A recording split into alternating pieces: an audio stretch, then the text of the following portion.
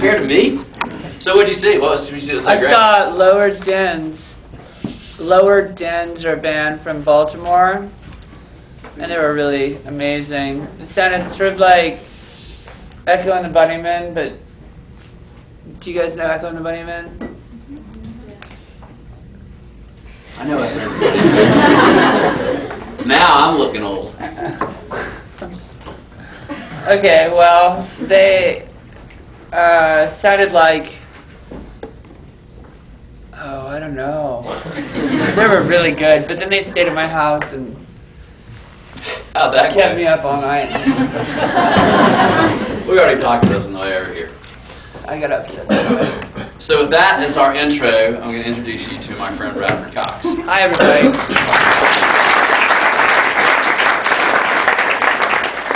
I always wanted to go to UGA. I brought smart water. I would look smart.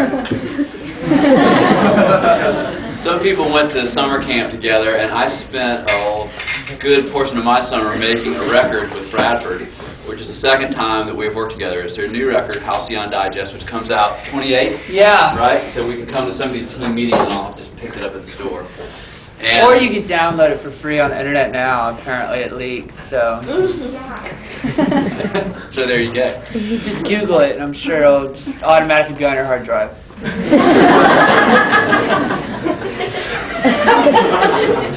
first time Bradford and I met, I was approached by Deer Hunter's drummer, Moses, who is an excellent fellow as well as an excellent drummer, about recording the Weird Eras record that was going to be added on to the Microcastle record, since Microcastle had gotten leaked on the internet already. Yeah. So I'm kind of condensing here. So one of my complaints about making records, which never applied to anything Bradford's involved in, is that some things just takes unnecessarily long, not because you're in pursuit of some creative brilliance, but because of just this reluctance to get things done, just like a fear of making a decision, a fear of letting things go. Shyness. So there's this like cartoon you see from time to time, copies and stuff around places. It's like two vultures up on a limb, and one of them looks at the other one and says, "Patience, my ass." I say, "Let's kill something." So I feel that way in the studio quite a bit. That if it's not working, I mean, I did this last night. It wasn't working. Tear it down, start over. It's not working. Tear it down, start over. Go something. So Bradford and I went from, "Hey, I'm David. Hey, I'm Bradford. Yeah, I know you. Yeah, we know each other. All right, nice to meet you." We went from hello in the parking lot. And typically on records, you'll see where it's like, day one, set up the drums, set up the stuff. It's awful. We went from hi to having a completed track in about 45 minutes. At which point we were immediate pals, because I imagine for you going into a studio, finding somebody who wants to work that fast is unusual. Yes? You guys are so lucky. I've been waiting. I prepared this part. I got to be honest with you. I know a lot of people in the music business. I work with them all the time. I've worked with many producers. I've worked with many engineers. I've worked with many, all the things that you guys are studying, promotions, A&R, all this stuff. I mean, I work with so many people, and I can't tell you how refreshing it is to work with someone like David. He's one of the, you just don't meet people like him very often. It's really hard to find people of his character and his patience and ability to move fast. And I just want y'all to know that. Well, I'll get into it more with him in a second, but yeah, I have to say, I personally have to say, I'm jealous of you guys because he has a lot to tell you. I've learned a lot from Dave just in the time we've spent together in the studio, and I mean, if there's ever been anybody qualified to teach a class on this, I'm telling you, he knows what he's talking about. He gets stuff done. And furthermore, this isn't just my opinion, it's the opinion of many, many people all throughout the industry. They all know Dave. And you know, I was just talking to a friend, I was telling Dave earlier, from a very, you know, well-known band. I saw her the other day, she said, "How's Dave?"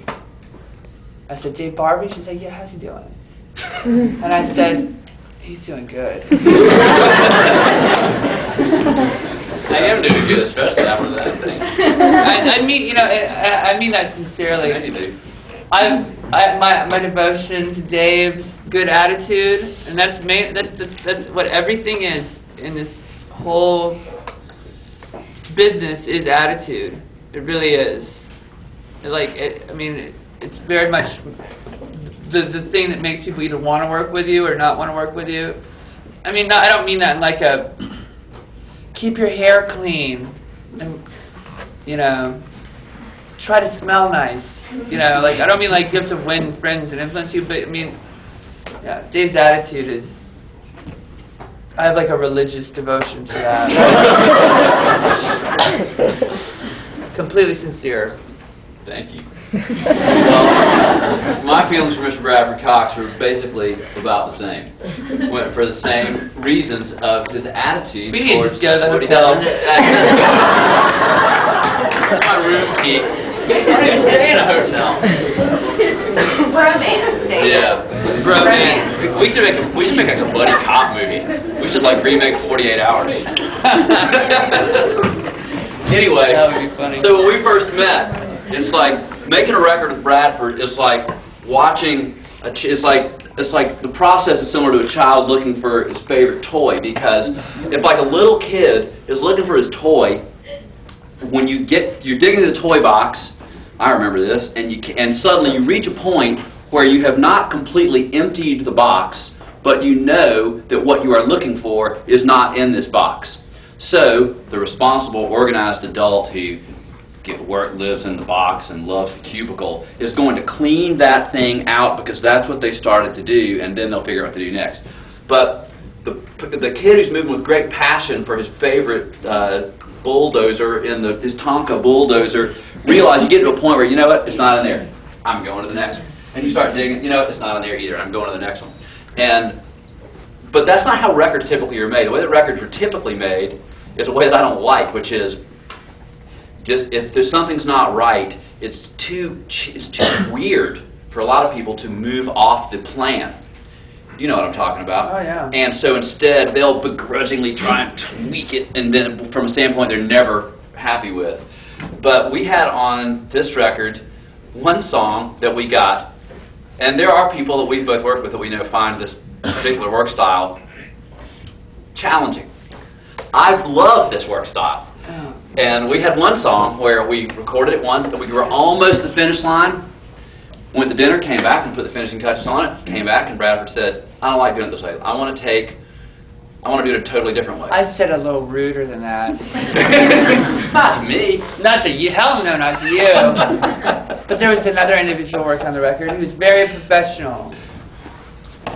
And Dave and I think, just have a slightly different approach. It's more ripping things down and building things up really fast to see what works and to see what sticks. And, you know, whether you're talking about recording or a lot of marketing plans or any kind of, every element in the whole thing works just like that. You know, what do you do when a record leaks? You improvise. You find, you know, what do you do when you don't get along with, you know what I'm saying? So basically, I remember that night it was difficult because Dave and I could have been doing this and just moving along, but we had a professional who had his own methodology, sort of mediating the process. He ultimately really bought into what we were doing. I think. Yeah, eventually, within a few days, Dave and I... It's a crazy style to do this in for somebody that's used to having a more controlled process, I think would be a good phrase for it. Yeah, there's different styles of production. And you know what I learned? This might be interesting and educational. Was that in different genres of music, there's a lot of different approaches. Well, that's obvious. But like, okay, hip-hop, which this, you know, this producer is very familiar with, hip-hop, they don't produce music and expect to hear it at the end of the day. Does that make sense? They do it, and they sort of get it sort of like a scratch version of what's going to be there. And then what's important is the MC or whatever, the cadence, the vocal, the take, the rap. You know, that's what's important to that. And so the goal is for the backing track to just get the good vocal performance. So really the music is not, you know, you can go back and then they spend about 2 weeks afterwards. So it's like, you know, you don't hear the finished song almost until it gets sent to the be pressed, which is the complete opposite of, you know, garage rock or punk rock, where it's, I don't know what I'm going to hear. You just set equipment up haphazardly, you know, cheap equipment, and you can tell what the song's going to sound like the minute that you rewind and press play and listen back to what you just did. Do you see what I'm saying? There's a lot of different approaches. And when you start mixing those approaches, that's what I think gets really complicated. Is this making sense?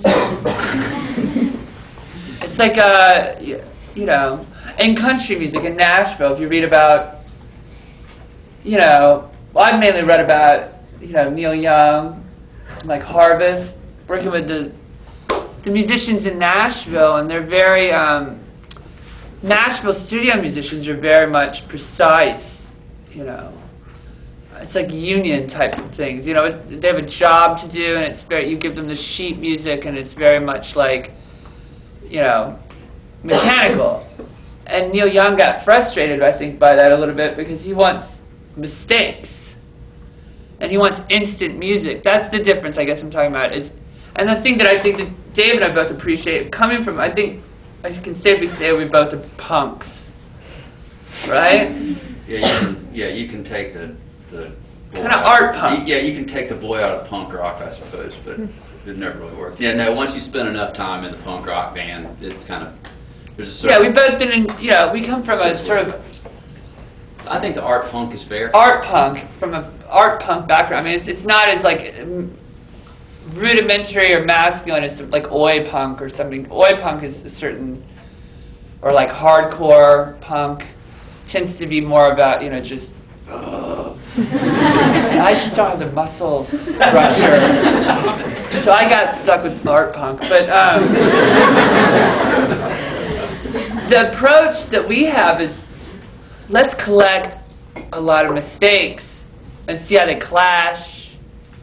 It's kind of like, okay, if you walk to your closet in the morning and you just randomly picked completely random clothes and just wore, like, you know, a kilt with, you know, a sports bra, and you're a guy,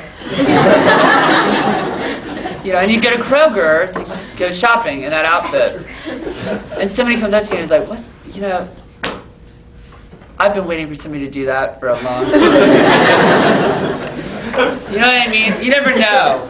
So you just sort of do whatever. And a lot of people think, what are these people doing? I mean, a lot of you guys might, and I'm sure that most of you have no idea what I do, or not familiar with my music or whatever, and you're probably just like, what is this guy, like, what is he doing? You know, I understand that. Somebody at Kroger is going to tell me they like it. You know? I don't know, the diarrhea thing happened. Somebody at Kroger might not be tuned in enough to download your music for free on the internet, too. They might actually see a kilt in the sports bra and go buy it. Will you come over here? I want to be near you. Get this stool. I need to pace. It's like, I mean, I need to prowl. Okay, pace around me. Okay, I'll prowl. And then I'm going to act like I'm being interrogated. All right. I really like this. If my phone made a brighter light, I could, like, you know, shine it in your face while I ask you questions. So, let's talk about the Deer Hunter group. And okay, let's give them an idea of why this bizarre, disheveled man is talking to them. Why is this disheveled man talking to us? I play music in a group called Deer Hunter. And I also play music in a group, well, not a group, a solo project I have called Atlas Sound, which is just me. And I occasionally have a backing band. And Deer Hunter formed in 2001. And we basically played, I was your age. How old are you guys, median age? Is this what year? 22, 21. 22, 21? Is, you know, I was 20, around 20, I don't know how old. I don't do math well. That's why I didn't get into this. But, you know, I was roughly, I mean, I was your age roughly, you know. And I dropped out of high school, and I did get my GED and went to a technical college and learned, you know, did the exact same kind of program. It was entertainment, you know. We did entertainment business, entertainment video. Where'd you do that? Chattahoochee Tech. And I got a degree in that just to make my parents happy so that I could smoke pot and not be bothered, you know. I was a much different person than I am now. And I was very, but, you know, we played noise.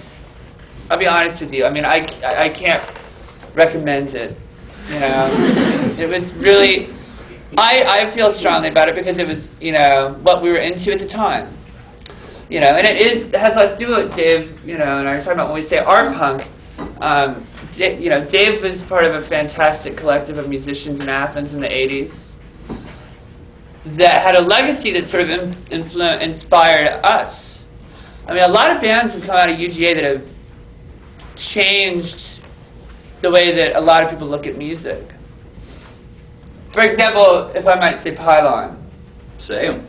Pylon are a band, I mean, they all went here, didn't they? Did Vanessa go?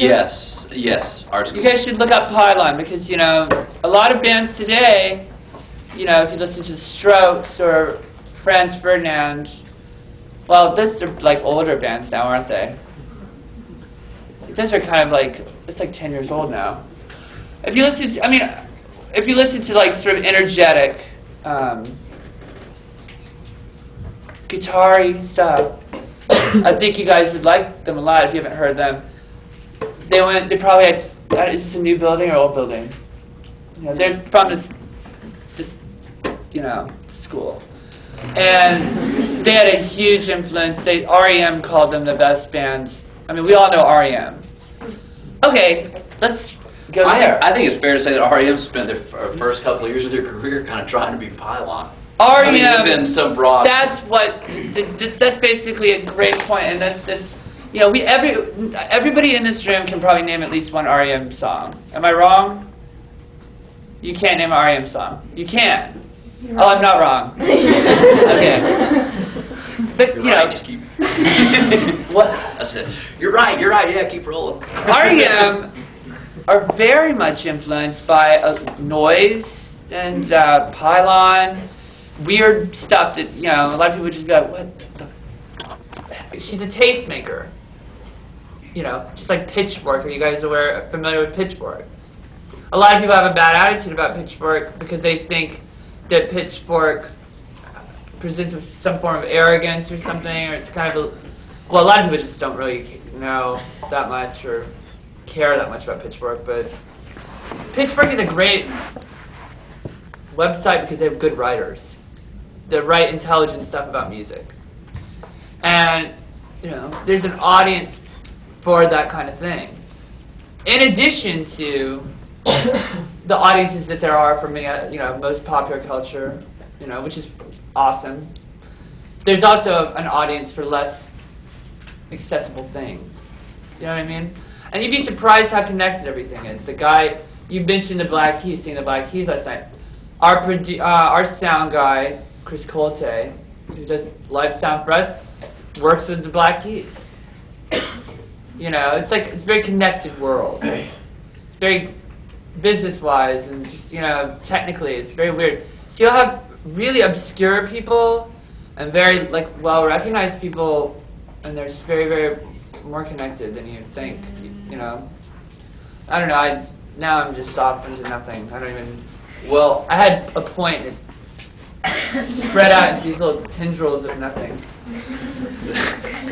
something though, you were talking about how the indie artists, but now, for Deer Hunter, it was able to happen, where what happened might not have been able to happen 10 years ago, but what about our pals, the Animal Collective? I mean, look at them, right? I mean... Do you guys know Animal Collective? Yes. I mean, it's hard. That's so awesome. That makes me happy. You guys like Animal Collective? Yeah. Yes. Fuck yeah. I'm going to tell them that. That's amazing. Because, you know, they really have kind of made a leap. When I first met Dave and Noah, who are the two, you know, Avi Tar and Panda Bear, the two singing people in Animal Collective, one of them was playing a one-string acoustic guitar, like strumming the string, making frog noises, and the other one was banging on a drum that was held together with duct tape and hitting one key on a keyboard, and they were just like kind of moaning and doing this like. I'm not joking. This is 2005. Moses, the drummer in Deer Hunter, and we used to put on shows around Atlanta. We used to promote them, you know, and it was like, you know, 50 people, 20, like an awesome show would be 50 people. Like that's probably about as many people. Like if the amount of people that were in this classroom came to see Animal Collective in 2005, we would have shit our pants.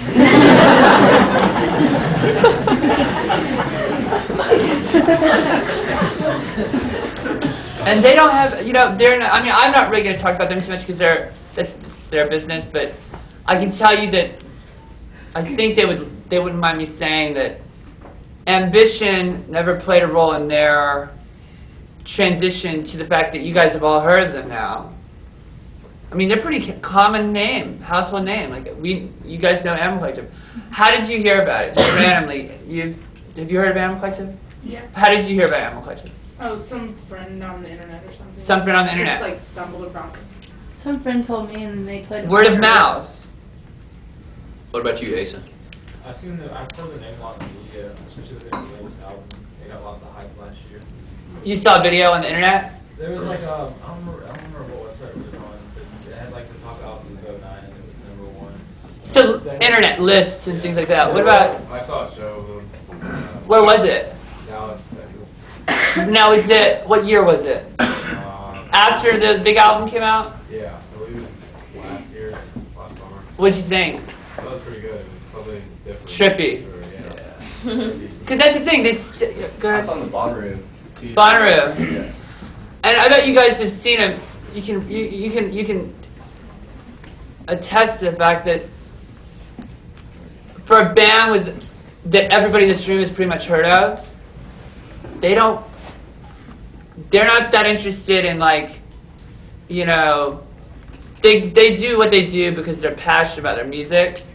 And when you see them live, a lot of people are like, what the fuck is going on? Because it can be a drone, it can be like really ambient, it can be very, very spacey, but they're just very passionate about their music. And it's not that they want to alienate their audience, but it's like, you know, their audience is a very strong audience because with the amount of people that know their work, they maintain the total integrity to do what they feel passionate about. It's very easy for a lot of bands, when they get attention, the amount of attention like that, to feel pressure to deliver.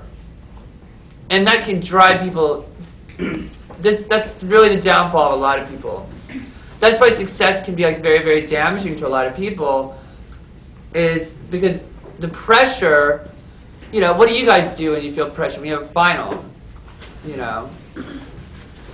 Drink,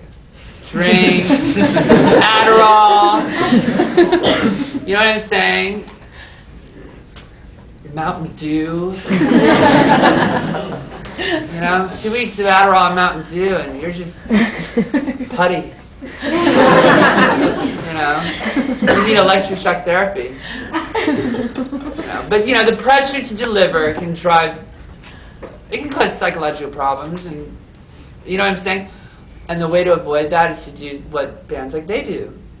And not to pat myself on the back, because I'm much less successful, but to do, my opinion too, which I've had to learn the hard way, which is you can't care or worry about success.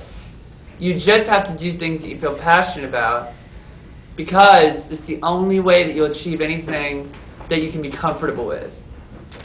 And then once you've achieved something you're comfortable with, and once you feel like that you've achieved some success, you can't worry about, oh, am I gonna fuck this up, Because the only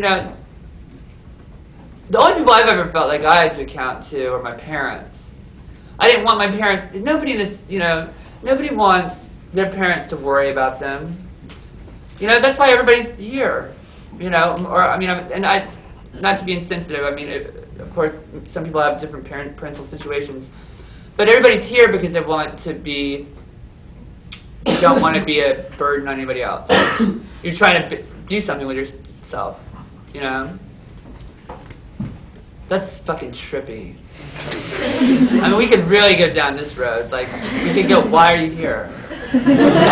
I slept 2 hours last night, and I think it's starting to show. You've been patient, and there was somebody else that had their hand up that was really patient. Well, can I do this? Yeah, man, you do it. Get it. Yeah, you do this. Okay, Nicholas, you're first. Okay. Wrap with me. Okay, I understand you haven't had the professional ambition, but you obviously have had the success. So who are you working with? Who's letting you do this, or who's That's a very inspiring good you question. for doing this? That's a really good question. Who is the person that has caught? Yeah. Who are the people? Who are and I'll tell you, it's very important. Okay, so. Other than David. Huh? Other than this great man. David's a big one. You go into a studio and you find that you. Let me tell you about my first studio experience, but I want to answer your question quickly, because I know that I know you guys are very patient, and I appreciate it, because I talk and talk and talk. I don't, leave my house very much when I'm not on tour, because touring is probably one of the most. How many people here are planning on touring? Like either through managing or promote. Okay. Yeah. You get ready. Anybody here toured before? You toured before? How a national tour? Across the southeast with regional. Like a regional tour. Yeah, regional thing. Yeah. How many weeks? 2. How'd you feel afterwards? Pretty exhausted after a while. But Multiply that times 3,000. And that's what it feels like when, for instance, last summer we went from a national tour, which means that we played every major city in the U.S. I'm not forgetting your question. To London, to Paris, to all the European cities, a couple of cities in Eastern Europe. Oh, then Japan. Oh. What time is it in Japan? Oh, it's 5 o'clock in the afternoon. But it was just 5 o'clock in the afternoon 2 hours ago. That's weird. And then, you're like, okay, Japan is amazing. Japan is my favorite place that we've gotten to go to. No offense to all other places, but Japan is a real fantastic place. And if you guys, I don't know, whatever aspect of the job that you guys do, if you get a chance to go to Japan, wow. The food and the health, the general feeling of health and productivity over there, I really like Japan. Yet there's an ashtray on every corner. There is that's not a positive aspect of it. The rest of it's so healthy it doesn't matter. But they don't actually smoke that much anymore. I was told that they used to smoke a lot more. Because when you went there, was everybody? Everybody. Yeah. Golf and smoking. Like you smoke in the airport, people are walking down the grocery store aisles, yeah. But Japan is a fantastic place, and just when I was getting used to it and comfortable, it's time to go to Australia, which is another 12-hour flight. with all your equipment and giant, it's very difficult, very hard work. Why did I bring this up? Because you asked me about who we work with.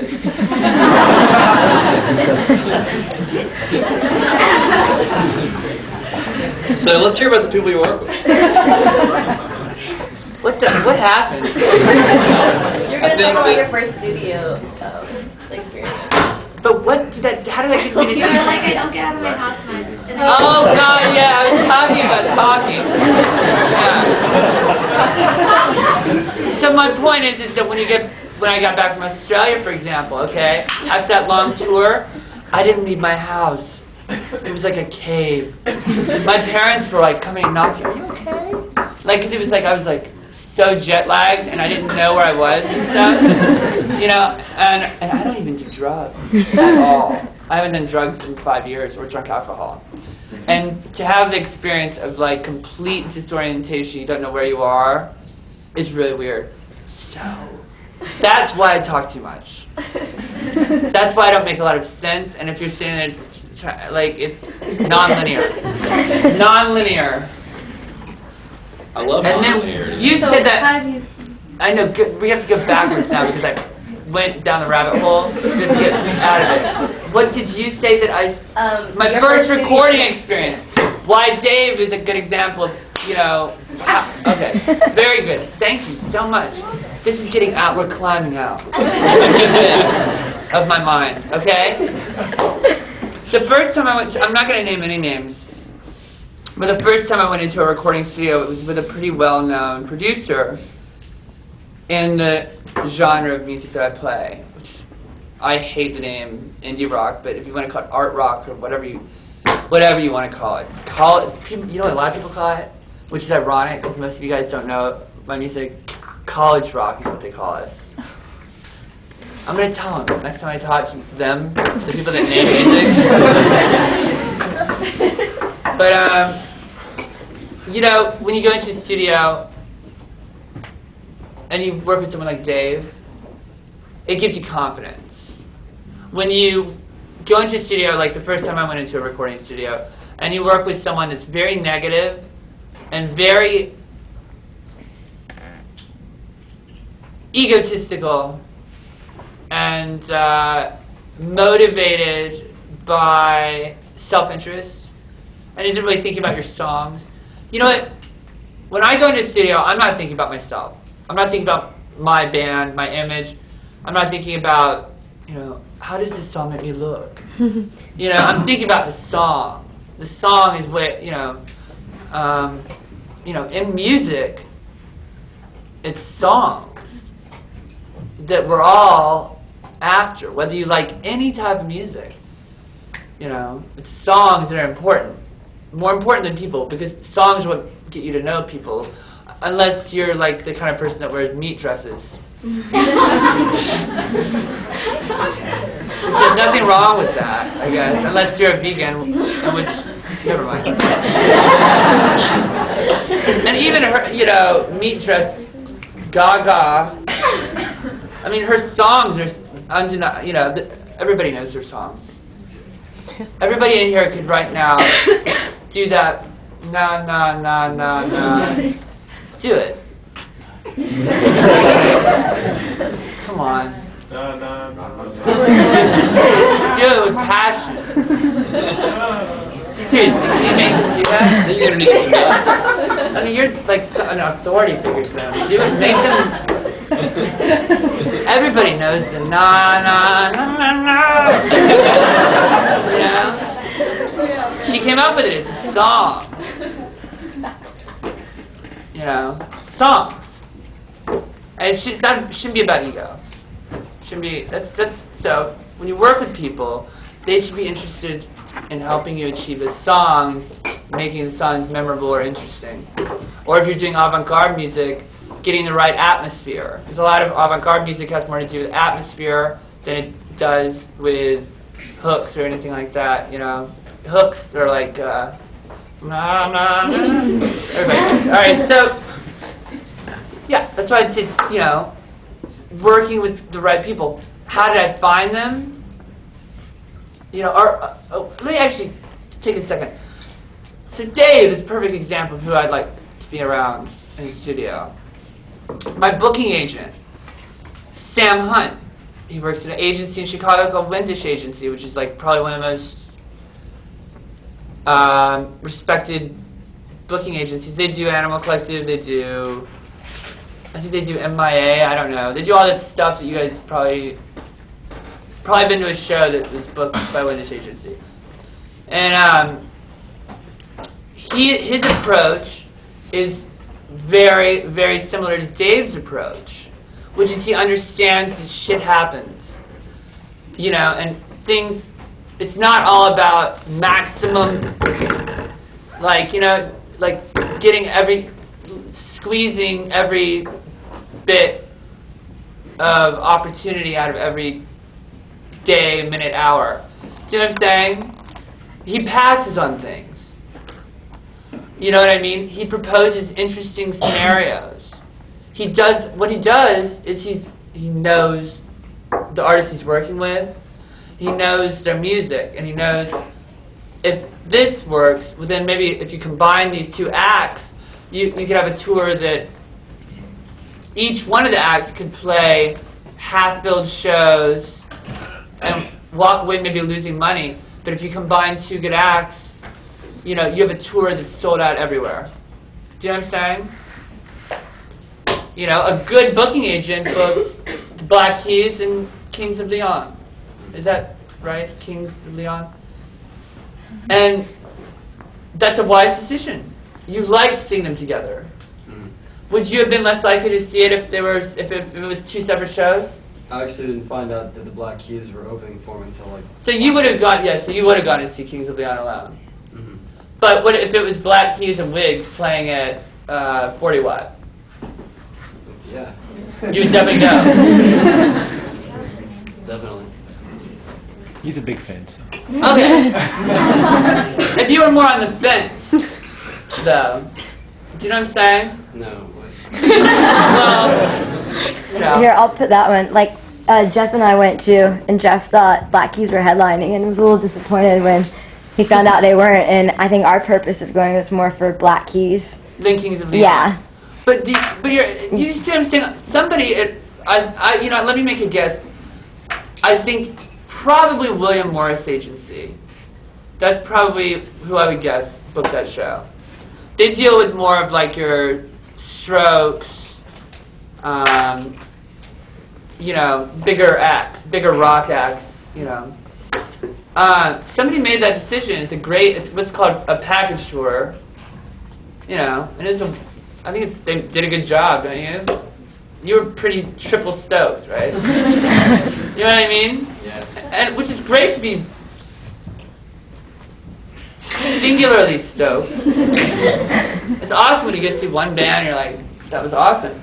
But to be triple stoked, it's just, you know. So, Nicholas, though, what else do you want to know specifically about your question? Which is, do you want to know who it is that they work with, or just the characteristics of them, like management, or... Yeah, I'm so sorry. It's happening again, Dave. No, great. That's a good band name. It's happening again, Dave. I can't let you do that, Dave. What's that from? That's from Space Odyssey. Thank you. I kept thinking that. I can't, like, how?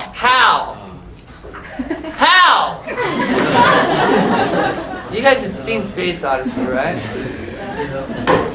You're in college, you need to drop acid and watch Space Odyssey.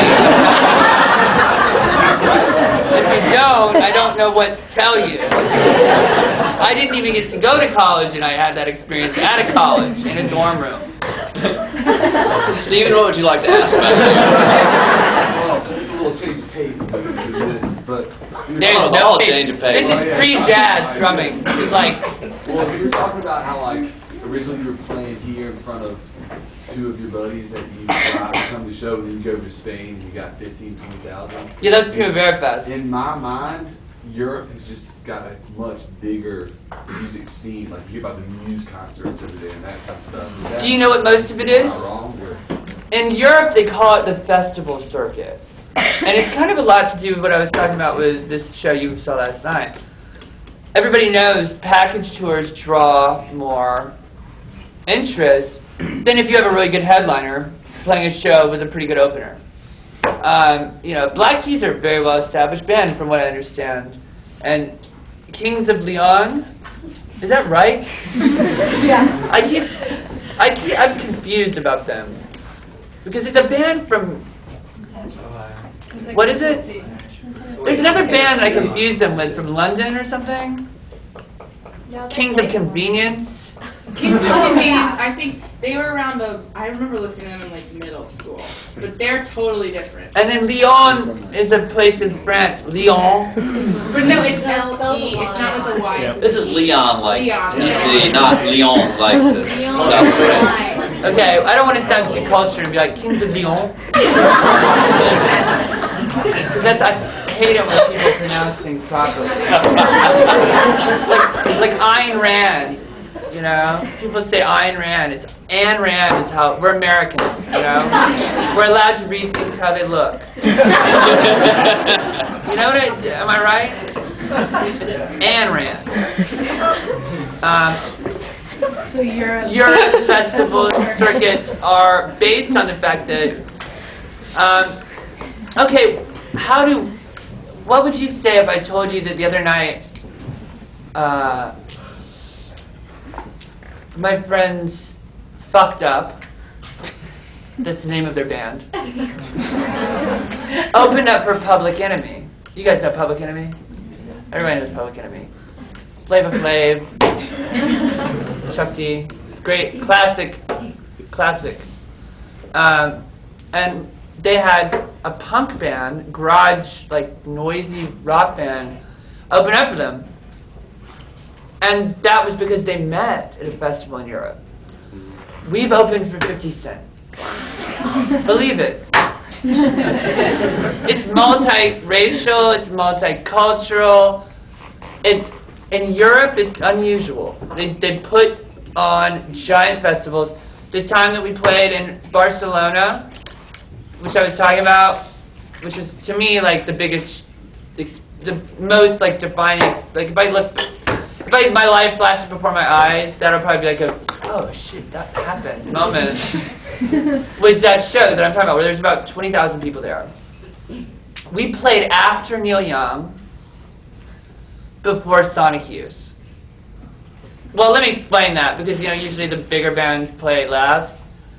It kind of works differently when you're in Spain, because everybody stays up later.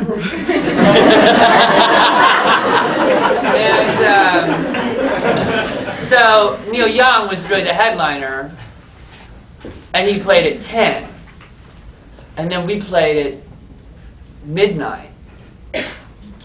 After Neil Young blew my face completely off. You know, and then I had to get on stage with my little guitar and be like, Neil Young's stage was against the ocean. Our stage was the second big stage, and it faced Neil Young's stage. So I had to like play while watching Neil Young disassemble his amps, which he actually does himself. I mean, he has roadies, but he actually breaks down. Anyway, long story. But, okay, that festival is called Primavera Sound. And at that festival, over 3 days, you can see, let's see, who have I seen there? Ghostface Killer. You guys know Ghostface? He'll play right before Beach House. Do you guys know Beach House? You know? You see what I'm saying? It's just, it's like, what? How does this get put together, you know? It's interesting in Europe. I think you bring up a really cool point. I think Europeans do have a more,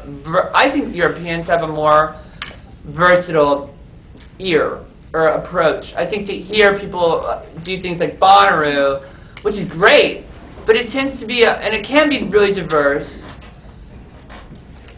I guess. I don't know that much about Bonnaroo. But like, I played Lollapalooza. 2 weeks ago I played Bumbershoot in Seattle. And I just feel like, you know, the European festivals tend to be where you see a real radical smashing together. And there's a lot of exposure. A A lot of people, that's how a lot of, you'll hear about a lot of, especially in my genre, a lot of bands that are underground. They'll go to Europe and they'll have a larger audience than they do here,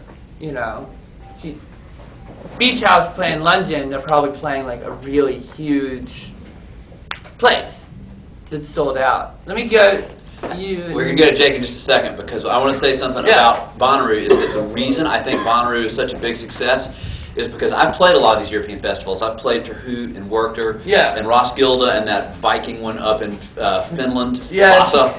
And I mean, I've played tons of That's the one where things. the sun never goes down? Yeah, that's a whole class about the time I stayed up 60 hours in a row because of that thing. But that was, you know what's funny about that one? kind of Jay-Z headlined it, and they gave him an entire hotel.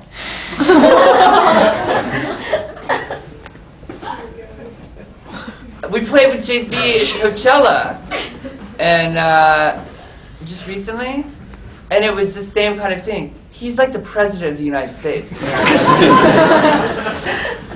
He goes around and watches like smaller bands, and there's like a secret service of like 8 black SUVs, like Escalades, to follow him around, and like he goes and with Beyonce, and they watch, any number of bands, but my point I know, about but I know that's we're good done with gossip. yeah, it is good gossip. And we like that here. But what I was going to say about Bonnaroo is that I think the reason that Bonnaroo's been so successful is because it is more like European festivals. And have you never been to Bonnaroo? I have actually no It is idea as what Bonnaroo is. the one where you saw Animal Collective. I saw Animal Collective because I was up there playing. And then I saw the Truckers played Booker T, Al Green played. It was like I was impressed by how diverse it was because most other American festivals I've been to, they're very theme oriented. I thought Bonnaroo was a jam band festival. I think it kind of started out that way, but it's really expanded where I think it's the most European of any of the American festivals that I've been to. Anyway, what do you got to say, Jay? That's exactly what I was talking about. I went to Bonnaroo this past summer, and I think I kind of feel like we're catching up with Europe. Like a lot of even the new rap that's coming out, kind of the beats are more techno-ish and stuff. And Bonnaroo this past summer was. Was Snoop there? No, Jay-Z was there. CD President. was there.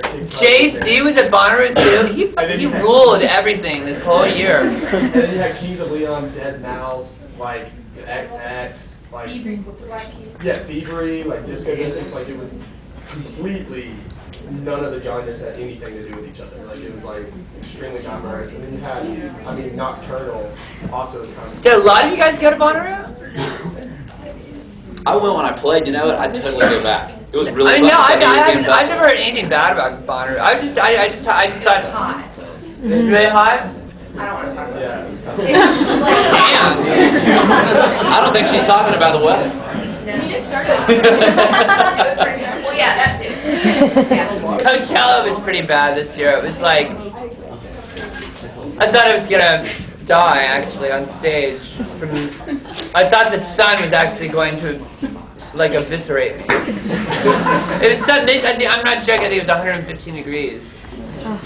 So it's not that they dig music anymore, you think? It's more that they just the way they put on their concert?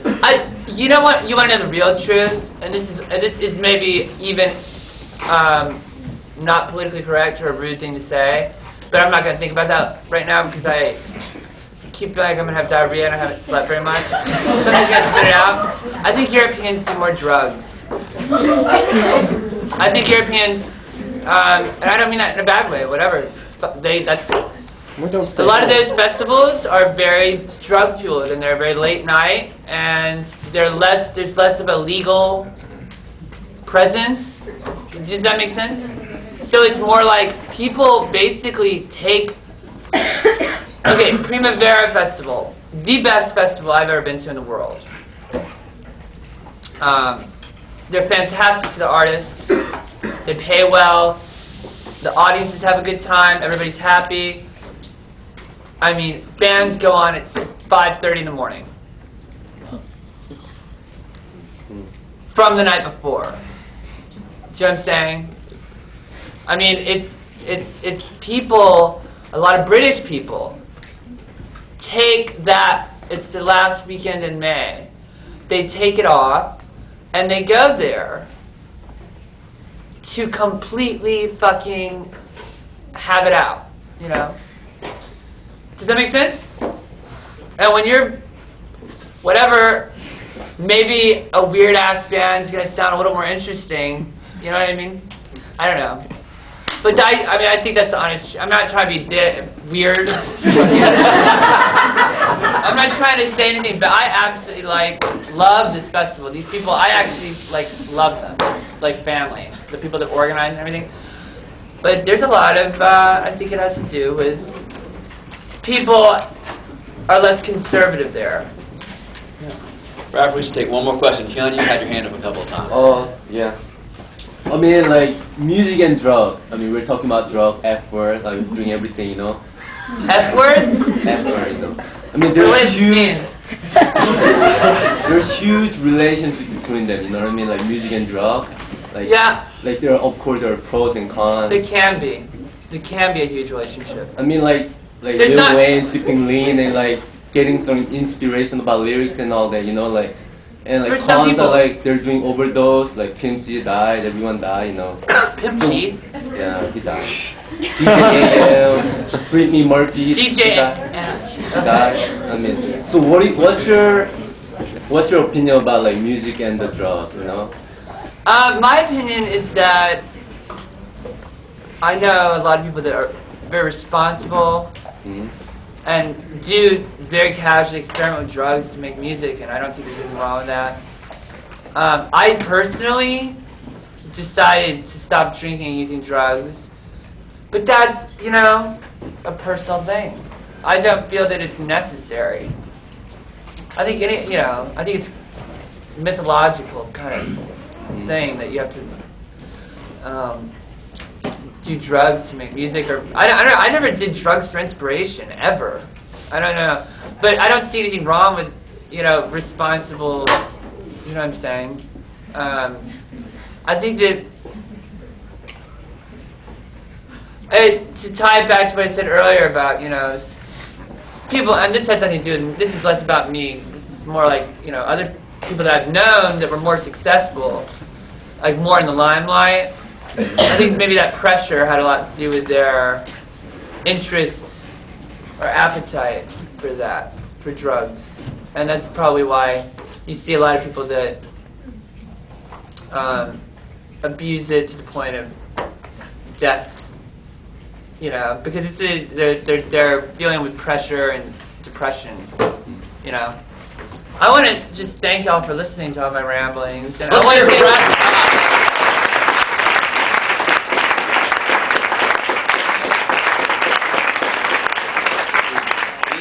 present you with this fine umbrella to shield yourself from all the accolades. Wow, thank you.